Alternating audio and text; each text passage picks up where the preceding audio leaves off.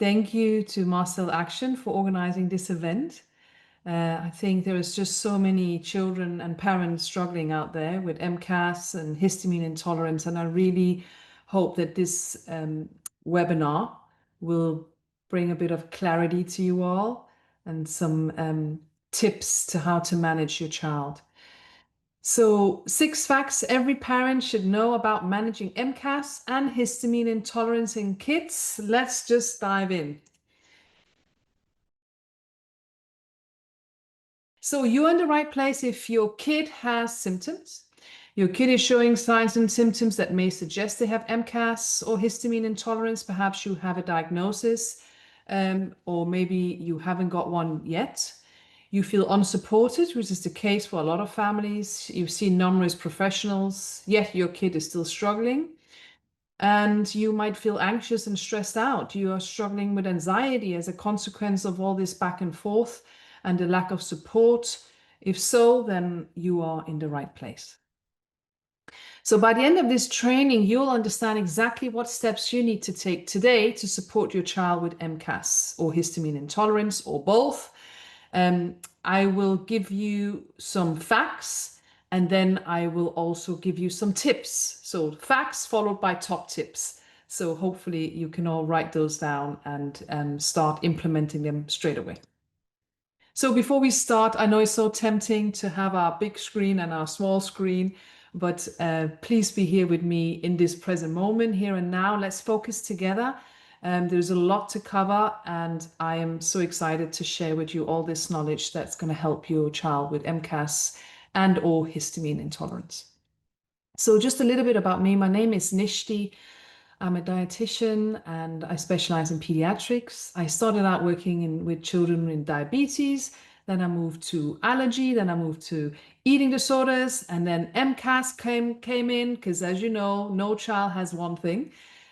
So I've worked in various specialties, and it's really given me an overview of various conditions because I think I've never seen one kid with just one problem. It's usually multiple problems.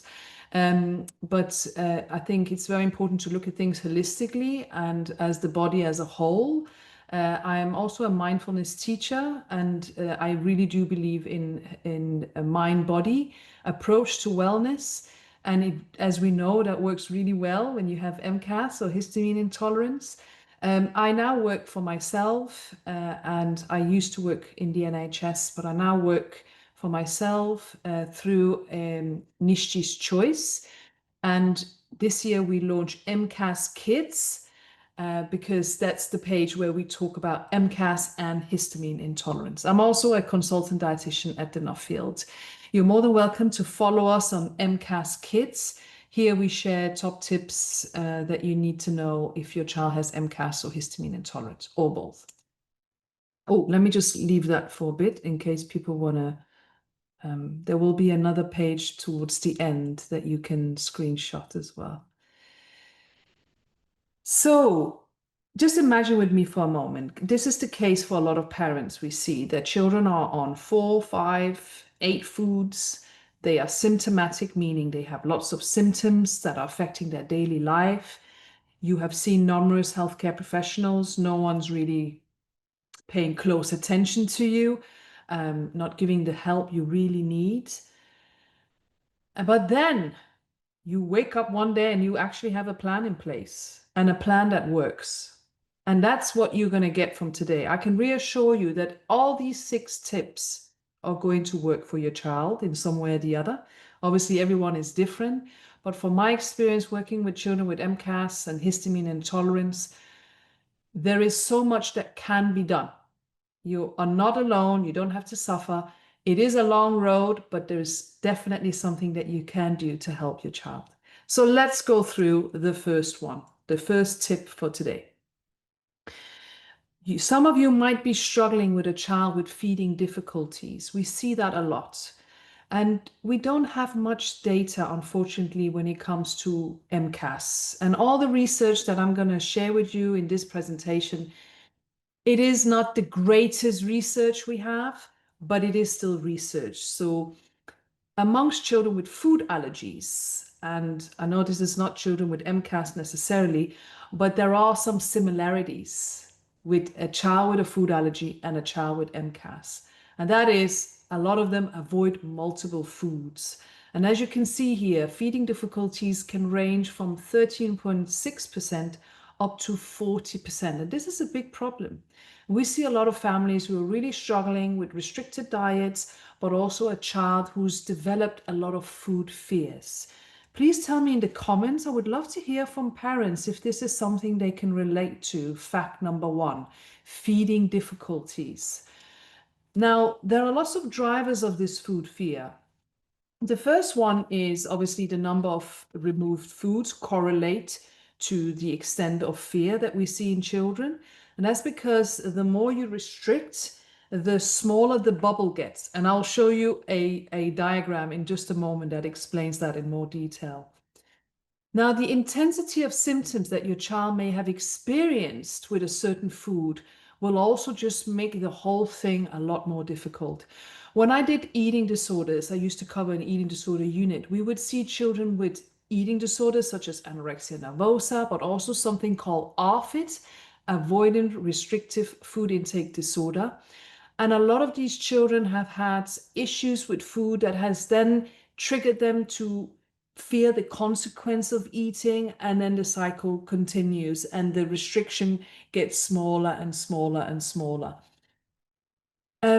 Also, parental anxiety and vigilance plays a big role. And you might think that children are listening to you when you're motivating them to try new foods, but they don't listen to us, do they, children?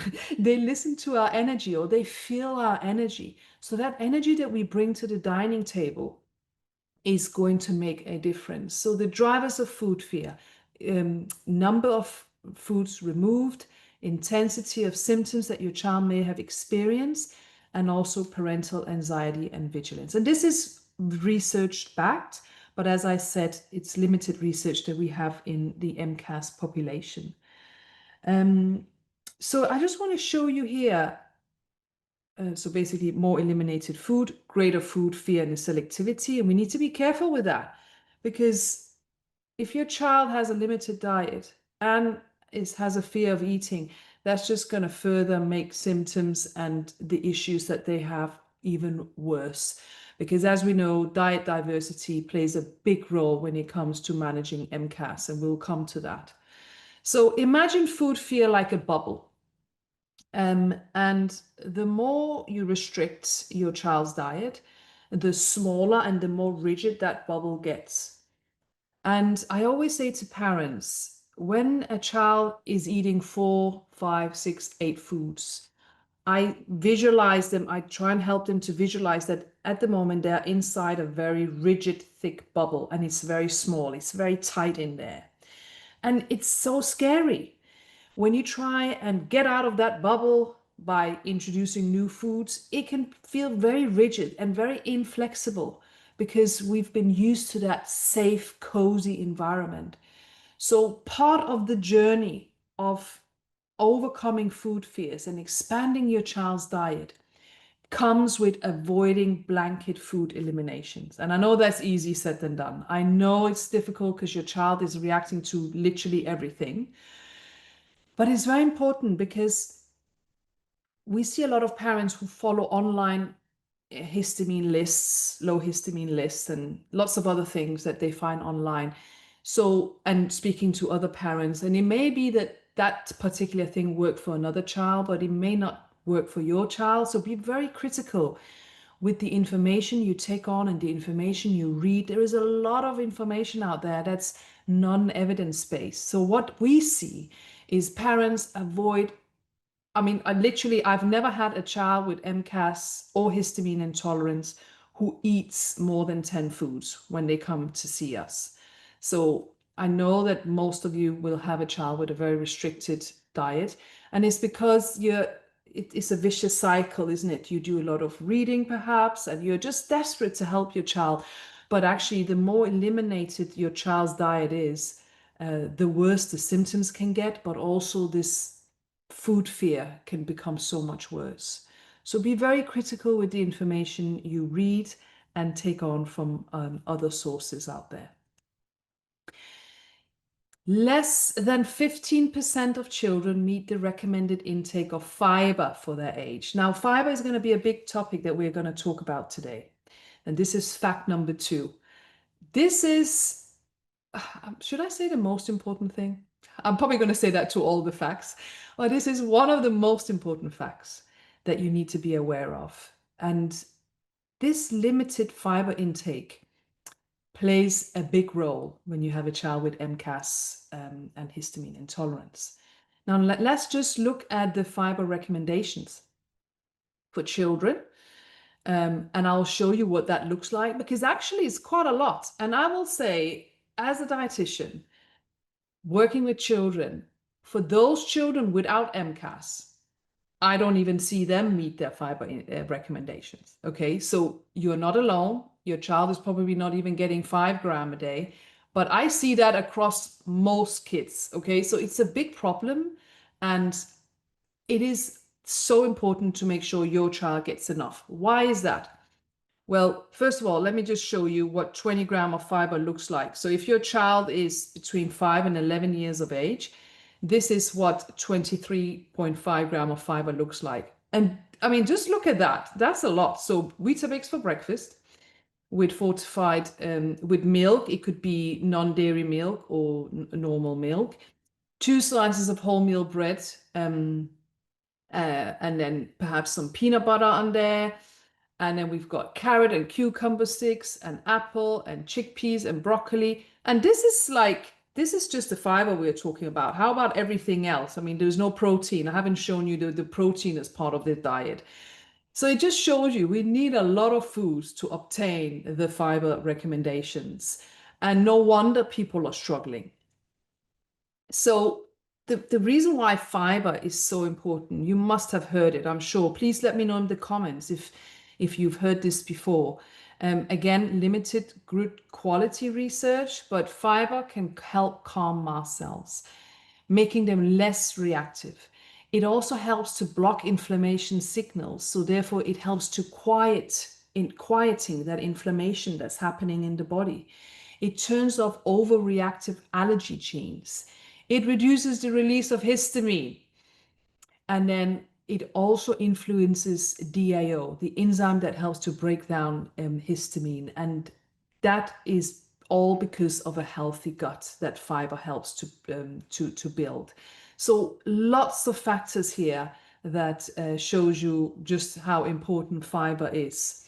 Now, it's not just fiber. There is a short chain fatty acid called butyrate type of fiber, if you like. And this is a natural substance that's made in the gut when fiber is broken down.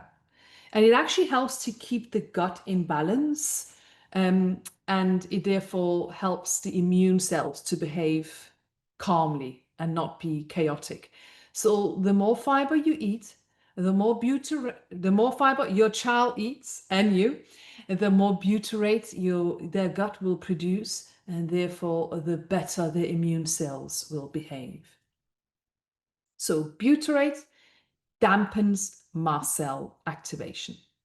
So it's the same as saying fiber dampens mast cell activation. So here are some top tips, because I know, we've had a little boy recently who ate 4 foods when we started working with him. And the thought of introducing foods into his diet was very scary for both the parents and the boy. But this is why I would suggest that you focus on low histamine fiber foods. This is what I like to do first. Because I know it's a vicious cycle. You want to introduce new foods, but your child is reacting to everything. So therefore, obviously, specifically to the child, we would include low histamine fiber foods with every meal. Yes, with every meal. So this boy that we started working with, we introduced quinoa, and he's having it 3 times a day. Yes, he's having it 3 times a day, but that is he's getting his fiber and lots of other things because quinoa is so nutritious. But it's just, we need to get the fiber in one way or the other. And if we have to do one food 3 times a day, fine. and then we build on there because it's all about getting the fiber into the diet. Go slow, but not too slow when you introduce foods. We had a parent recently who wanted to introduce 5 ml of milk a day. And I had to say to her, that's too slow. Given her child's age and symptoms, that's too slow. So be careful you're not going too slow or too quick. And this is where keeping a food and symptom diary and even working with a professional could help you. So let me know if this was okay for you all. You might have questions later. Trying to get through all the points before we have an hour, don't we? Yes. Okay. So diet before. This is one of our kids. And this is his diet before. So breakfast, Rice Krispies with milk, no fiber. Lunch, sandwich with ham and lettuce. I should say that's a white bread sandwich, no fiber. Lettuce. Okay, I know it's a vegetable, but it's minimal fiber. It's mainly water. And then jacket with tuna and sweet corn. Sweet corn, you've got the fiber. Apple crisps and cereal bars. And then we moved it to this diet, which is Rice Krispies with raspberries and flax seeds. So there are simple things you can do to your child's diet to help increase the fiber content and keeping it low histamine. Raspberries, flax seeds are low histamine. Whole grain wrap with ham, cucumber, and lettuce. Yes, I know cucumber can be medium histamine, but again, not every child reacts to everything, right? Some children will react to low histamine foods and medium histamine foods and high histamine foods. But there will be one food they don't react to, and it's our job to find that food. Dinner, jacket with tuna, sweet corn, and chickpeas. Chickpeas, beans in general, except for soya beans, are low in histamine. So wherever we can get beans in, I favor beans a lot because they are also a source of prebiotic and a source of fiber, which is a prebiotic, so is a type of fiber anyway. But we just want to get as nutrient-dense foods into a child's diet as possible. And then snack, we did homemade flapjacks with seeds and nuts. One of my favorite ways to get some fiber into a child, just because we can pack it with so much goodness. And then melon, again, a low histamine fruit. And by adding that, we actually met this child's daily fiber recommendation. So this was a child aged 7.5. Fact number 3, and I know you all know this, and I just want to say I might be a dietitian, but I know that it's not just about food. I wish it was, because then my job would be easier. But there's just so much to cover. And in this presentation, I will be talking about non-food items and triggers as well, because with MCAS and histamine intolerance, you have to take a holistic approach. So we've all heard about the histamine bucket theory, I think. So there are so many factors that play a role in terms of filling that bucket. And we know food, obviously. Oh, I haven't put food on there. So we know food is one of them, but there's so much more. There's smells, there's activities, there's weather, there's the environment, there's stress, there's hormones. We have a lot of teenage boys and girls who are struggling with symptoms because they're going through puberty, and there's just so many things that are happening inside the body. So this histamine bucket theory, I know we know about it, but I always have to remind parents about it because I think too often we focus too much on food. I can appreciate that it's exciting to focus on food because it's very easy to control. And by that, I mean, we can eliminate and eliminate and eliminate. It's like an easier thing to control than stress or the environment or smells. I mean, I went through duty free the other day, and the smells. Oh gosh, too many perfumes, and I actually thought about people with MCAS. I thought, how do they do it? It's just too much. So we can't control that. If you're flying, you can't control having to go through that, all those perfumes they're trying to sell you. But food we can control. So I think A lot of us focus a lot on food, which is fine, fair enough, but please do not forget the other factors as well. And one thing I like to talk to parents about is the cell danger response. Has anyone heard about it? I don't know if I can see comments here. So it's a metabolic response to threat triggered by chemical, physical, microbial, or psychological stress. And it's actually an evolutionary conserved metabolic pathway to help protect our cells. I find that a lot of people are stuck in this cycle of being on high alert. So it's a bit like your body is in constant stress all the time. You may not be aware of it, but your body is so aware that there are so many triggers, and the brain of this person is on high alert, and therefore you might, or your child might, be stuck in what I call the cell danger response. Well, not I call, there is research to support this.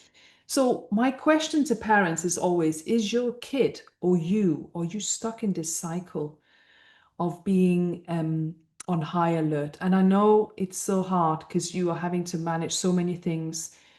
People are probably not taking your child's condition seriously. It's very stressful. So I appreciate that. But it's so important to be aware if you are in a heightened state of stress majority of the day. Because if you are, that can actually make the symptoms worse as well, both for you, but for your child as well. Your child is there, and that your child is reading your energy. So if your energy is in heightened state of anxiety and stress, then that will be fed into your child as well. So I like to, as I said, I'm a holistic clinician. I love root cause medicine. I'm all about that. And for that, with our clients, we sometimes have to dig a little bit deeper and understand what's actually going on here. Is there anything else that we need to bring to the surface to help bring stress down? So the CDR response is worth giving it, reading about it and understanding it, because it can really make a big difference to your child's symptoms. So my top tips is for this point here is to support gut health. And we know now fiber is a major one, but also stress can cause imbalance, right, in our gut. So making sure we keep that at a minimal as much as possible. Movement, play, walk, swim, anything that helps you and your kid to move from the head to the heart. Now, this is basic mindfulness. I don't know if anyone's into mindfulness, but with mindfulness, we move from the head to the heart when we focus on our breath. And too many of us are living in our head, which doesn't help matters. Too much living in the head means too much thinking. And I always say, we are probably not doing much of the thinking. Our thoughts are thinking for us. And there's so much going on up there, and it's just causing too much havoc. So moving from thinking mind to the feeling heart, or the non-thinking mind, is another way to bring your stress response down. But also children are naturally actually live not in the head. But we adults, we live very much in the head and not very much in the not in the head. So learning from our children is essential here. They actually naturally gravitate towards that. So allowing them to play and walk and swim if they can. And then I do believe in a mindfulness approach for the whole family, because with MCAS and histamine intolerance, especially if your child has MCAS, it affects the whole family. So getting the whole family on board and practicing mindfulness to some degree. I'm not saying we all have to sit there and meditate, but simple breathing exercises is going to help your child, because a non-stressful household is going to help your child. Okay, fact number 4. Now, this is a good one.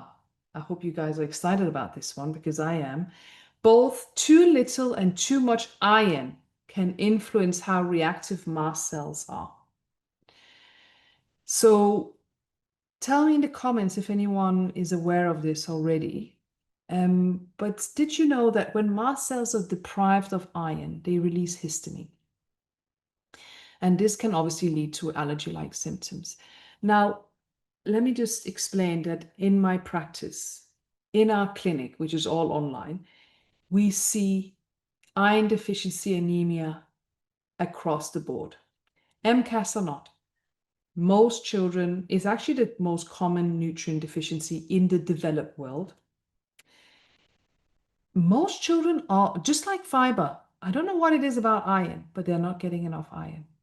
So if your child has MCAS, making sure they're not deprived of iron and making sure that they don't have too much or too little is essential. Iron and inflammation. Macrophages, they are like white blood cells or immune cells that control both iron and how your child's body reacts to threats. So a macrophage is a white blood cells. It helps to, detect anything that comes into the body and then it will eat it. Okay, I'm just trying to make it simple. And they are actually reliant on iron. So when there isn't enough iron, these cells get overactive and can cause more inflammation than usual. And we don't want that. We want the macrophages or the white blood cells to do their job, but we don't want them to be in overdrive. And also, iron is also needed for vitamin D synthesis. And we know that vitamin D is also anti-inflammatory. So you can see, and also vitamin D synthesis is needed, like they are both good friends inside the body, iron and vitamin D. So do you see, again, we can never look at anything in isolation. And that comes back to the holistic approach. We can never look at the kidney in isolation to the liver, or your child's symptoms in isolation to the psychological well-being, the emotional well-being. Like everything is connected. And I really think that even when you think about how nutrients in the body are so reliant on each other, it all makes sense that we can never look at anything in isolation. So my top tips when it comes to iron is don't self-supplement, because we see that a lot. The risk here is that you're over supplementing, and it's always good to know what are you working with. Is your child's diet low in iron? What is their ferritin levels like? And if all is well and all is good, great. Include iron-rich foods 2 to 3 times a day. Now, if your child eats meat, then 2 times a day is great. If your child doesn't eat meat, is a vegetarian or vegan, then we do recommend to include iron-rich foods 3 times a day. And there is more to it, and I'm sure most of you are aware of this information, but if you are including, when you are, not if, when you are including iron-rich meals with your child's meals, it's all about absorption as well. So including vitamin C rich foods with the meal will help to increase the absorption of the iron, which I think is well-known knowledge nowadays as well. And then of course, see your doctor or dietitian if you're concerned. Okay. Fact number 5, malnourished kids are at higher risk of a dysregulated immune system or immune function. There's good evidence to support this. It's not necessarily in an MCAS population, but there is evidence to support this in generally malnourished children. Now let's just talk about what is malnutrition. So it's an imbalance between the intake of nutrients and energy and the body's requirement to ensure homeostasis, which is balance, specific functions, and in the case of kids, growth. We see a lot of kids, I mean, this child that we just started working with who eats 4 foods is at high risk of malnutrition. And I think that's sort of common sense, right? But you can still have a well-balanced diet, thinking that you have a well-balanced diet and your child still being malnourished, because it's not just about being underweight. malnutrition is not just about being underweight, it includes undernutrition. So not getting enough nutrients, macro and micronutrients. So macronutrients would be your calories, your protein, your carbohydrates. Micronutrients would be your vitamins and minerals. So for example, iron, vitamin D, calcium, iodine, zinc, all of that. And then there's an overnutrition, excess calories, but often nutrient deficiency. So you could be eating a lot, but it might not be nutrient-dense foods. Nutrient-dense foods meaning that it contains enough macro and micronutrients, vitamins and minerals. So children with MCAS are at higher risk of malnutrition. Why? Well, because of these excessive dietary restrictions and elimination diets, they obviously limit nutrient intake. And then there is also GI symptoms that can reduce nutrient uptake. An imbalanced gut can also reduce nutrient uptake. So again, do you see, everything always comes back to the gut, doesn't it? And that's why, going back to that point I mentioned about fiber, it's so important to make sure your child gets plenty of fiber in their diet. And also chronic inflammation increases metabolic demands. So for children that are struggling with lots of different symptoms and are in constant stress and the body's showing lots of distress, they would be classed as being in chronic inflammation, and that can increase metabolic demands, meaning it will increase their demand for proper nutrition. So here's just a diagram to show you. So malnutrition weakens the gut and immune system, because malnutrition would mean that your child isn't getting enough nutrients to support their gut. And as we know, fiber and, for example, iron, as we've discussed, help to support the immune system. And therefore, through malnutrition, you're higher risk of infections and inflammation, and that could worsen as a consequence. This then raises nutrient needs, and your kid can become more malnourished as a consequence. So this is a vicious cycle, and I would say 8 out of 10 of our patients are stuck in this cycle. And it's so difficult to get out, but not impossible. Never impossible. Step number 1 that I like to take is fiber, because it works based on the child's history, symptoms. We focus on low histamine fiber because we know how important that gut is for their overall well-being. So my top tip here: manage dietary restrictions carefully. Be very, very careful. And if you have eliminated a lot of foods, please don't feel guilty and anxious. There is a way out. The worst thing you can do is feel guilty and anxious, and then it makes it all worse. There is a way out. And going back to my top tip with fiber, start with low histamine fiber foods. Focus on nutrient-dense foods, enough micronutrients. So if your child is having rice, everyone's having Rice Krispies, by the way. I don't know what's going on. I don't have anything against Rice Krispies, but there's no fiber. But of course, it's gluten-free and all of that. So it tends to be a food that many parents give their children. But there is hardly any nutrition. I know it's fortified, so it can work for some kids. I'm not telling you not to give your child Rice Krispies, because it might be that that's where they're getting their iron from at the moment, because it's fortified. It's so important to make sure your child's micronutrient intake is optimal. And of course, you can always see your doctor or your dietitian if you're concerned.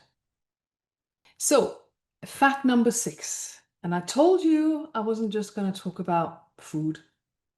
And you're probably thinking, why is this dietitian talking about nature? Because it's so healing. Can we just acknowledge how healing it is? We all know that. And I found some great evidence to just tell you something very important. because I know with some children with MCAS, they are stuck inside. And we have limited research to show what electronics can do to MCAS and symptoms, but it can definitely worsen mental health. And research does support, plenty of research supports us spending time in natural environments such as parks, forests, and this is the good one, and even viewing nature scenes. Viewing nature scenes can reduce stress and improve emotional well-being. So that means that your child, if they're not able to get out, they could sit on their iPad. And if they were to listen to some birds and watch at the sea and listen to the ocean waves, that is also going to benefit their well-being, which I think is exciting because some kids are not able to get out because they're so unwell. So my top tip for you, and I actually prescribe this to my patients, I always ask, have you been outside today? If they can go out. It has to be part of the treatment plan. Be outside as much as you can. It may not make sense right now, but it will. Bring nature inside. Plants, nature sounds, nature corner. Create a nature corner. We had a family create a little mindfulness and nature corner with plants, and take nature inside and be outside as much as possible if you can. And live in harmony with the seasons. We are now stepping into autumn and we've got winter, and it's a time to let go and nourish ourselves and not go 100 miles an hour, not overschedule our children, which is another problem.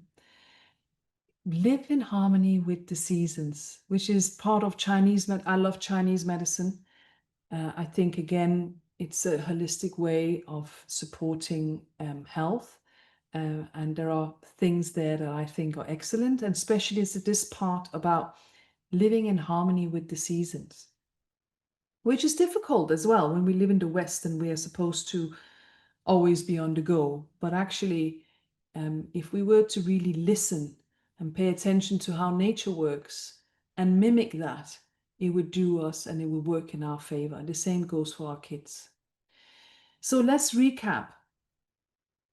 More eliminated foods, greater food fear and selectivity. Remember that bubble I showed you? So we want to burst your child's comfy bubble. And it's going to be scary. I always say to the families we work with, this is not going to be easy, but it's necessary. So right now the bubble is thick and inflexible, but we need to poke it and we need to change it and challenge it. And the only way to do that, the only thing that will grow, you can only grow if you're challenged, right? And that's what it's all about, especially with MCAS and a limited diet. Butyrate selectively dampens mast cell activation. Fiber, fiber, fiber, fiber. Avoid being stuck in the cell danger response cycle. Look after your emotional well-being, mental health. Food is easy to control. Stress sneaks up on us. So take some breaks throughout the day and really pay attention to how you're actually feeling. Healthy iron status helps maintain a healthy immune system. Oh, sorry, I forgot an M there. Malnourished kids are at higher risk of a dysregulated immune system or function. And exposure to nature, whether real or digital, consistently reduces stress and supports emotional well-being as per research, which I think is exciting, especially the digital one. So let's watch more Planet Earth. Okay, so thank you all for listening. We have MCAS kits, which is, so I've got Nishti's Choice where we see mainly allergy patients, but then we've got MCAS kits where we see MCAS patients, and we've got our MCAS Thriving program, which is 12 weeks where we'll help you rebuild your child's relationship with food, expand their diet safely, reduce their symptoms, all while lowering the risk of nutrient deficiencies. So if there's anything if there's something you're interested in, you can go on to MCAS Kids and have a look there and apply to speak with me. And we can see if we can help you and your little one. Thank you so much for listening, and you're welcome to email us as well. Thanks, Nishti. There is a question in the chat from someone who's asking that what if the child is autistic and their food intake is restricted by the textures of food? Yes, very good question. That makes it even more tricky. But there are many ways to help expand a child's diet if they have autism. So first of all, it depends on the child's age. How old is your child? Sorry, I can't see the question, but how old is the child? It's in the chat, and there's actually no age on there. Sandra, do you want to? They're 11. Okay, perfect age, Sandra. So at this age, you would know whether the child is motivated to change or not. If your child is motivated, chat Sandra, then perfect, because then you've got something to work with. There is so much you can do for a child with autism that's motivated.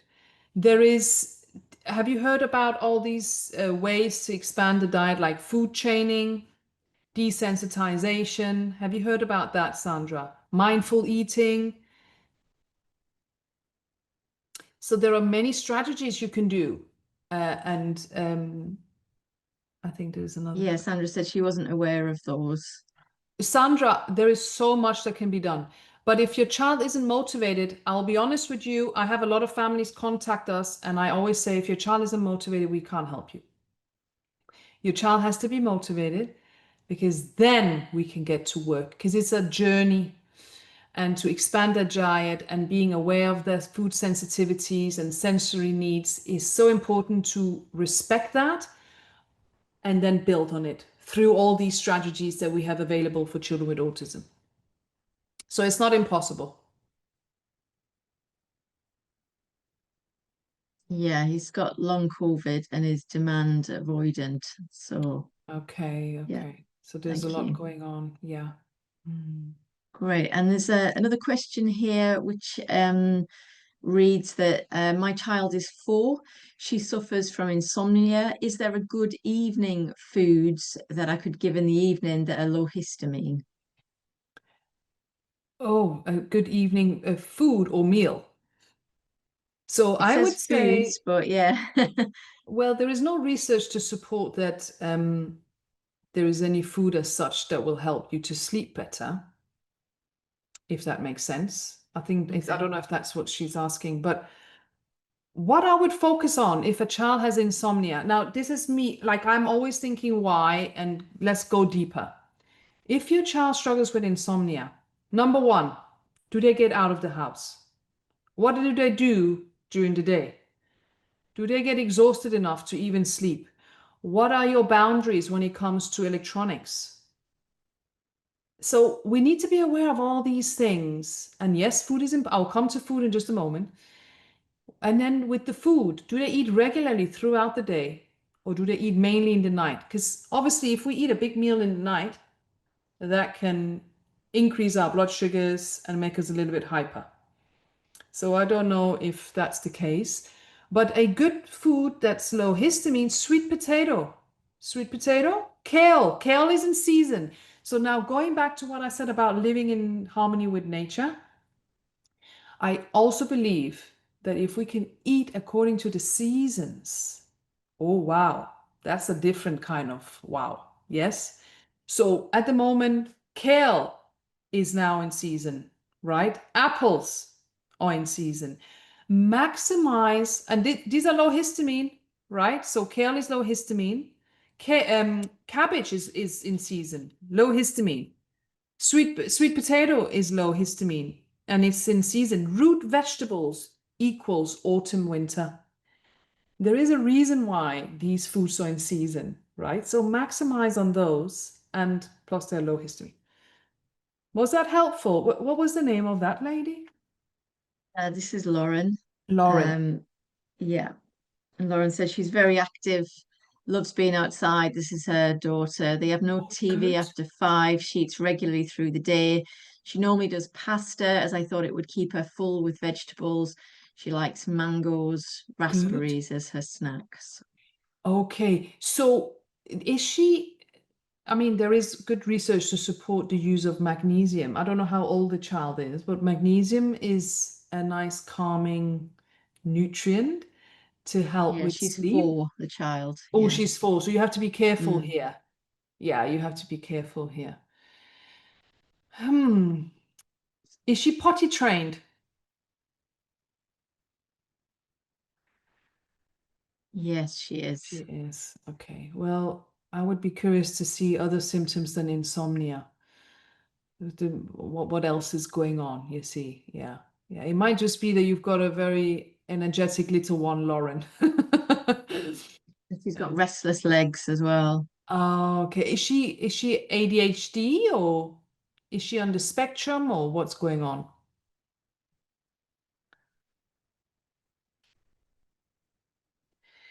Yeah, Yeah. it sounds like there's a lot there to unpick. Yeah. Yeah. Okay. Any other Yeah, she thinks she questions? might be on the spectrum She might and be on she's the just spectrum. awaiting diagnosis. Yeah. Thank Okay, you, so that would Lauren. explain. Yeah, yeah. Good, good. And another question here. My daughter is 11 and has MCAS.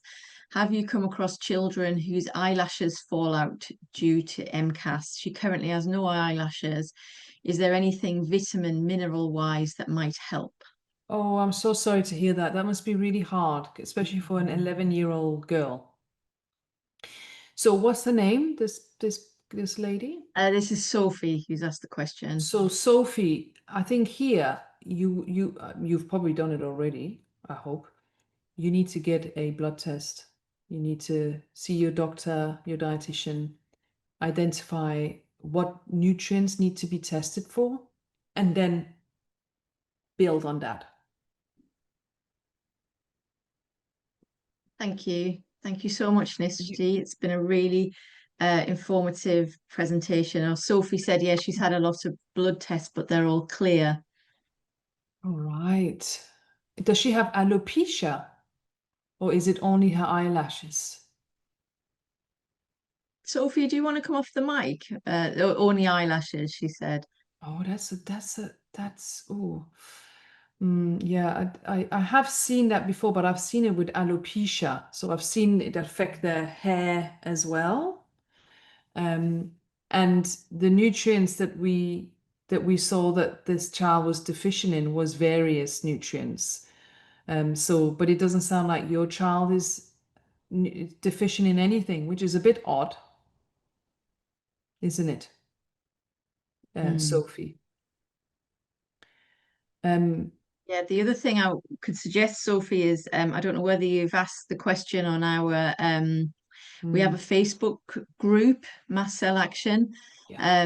and it's very very active, and there's over no, about 8,000 people on there now. So if you ask the question on there, if anyone's got shared experience, then it is a very supportive group, and people, will share if they've had a similar experience. Yeah. So yeah, it's on our website, the link to the Facebook group. So I would definitely suggest putting your question on there. And I also wonder if that any product that she's used that could have caused any issue, Sophie. The mascaras out there are full of rubbish ingredients, so I don't know if she's sensitive to that, you know. Do you see it's probably not just food related. Hmm. Thank Thank you so you. much, Nishti. Like I say, it's Thank been you, really Helen. informative.